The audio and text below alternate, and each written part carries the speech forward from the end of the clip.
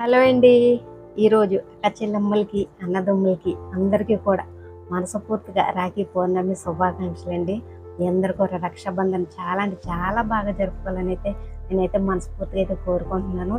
దగ్గరున్న అన్నదమ్ముల్ని, దగ్గరున్న అక్క చెల్లెమ్మని ఎవ్వరూ ఏ విధంగా కూడా మిస్ అవ్వకండి. మంచిగా రక్షాబంధన్ అయితే జరుపుకోండి. ఎందుకంటే మాలాంటి వాళ్ళు రాఖీలు కట్టుకోవడానికి, రక్షాబంధన్కి చాలా దూరంగా ఉన్నాం. మేము ఆ పండుగ చేసుకోవాలన్నా మా వల్ల అవ్వదు.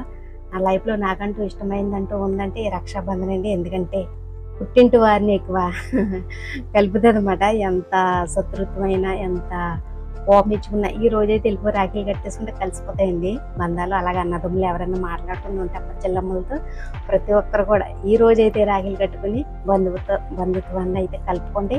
కోపాలు ద్వేషాలన్నీ పక్కెట్టుకోండి. ఓకేనండి. మాలాంటి వాళ్ళు కట్టాలన్నా మేము కట్టలేనంత దూరంలో అయితే ఉన్నామండి. మిస్ అవ్వకండి రక్షాబంధన్ చేసుకునే వారందరూ కూడా. మరి అలాగే చూస్తూనే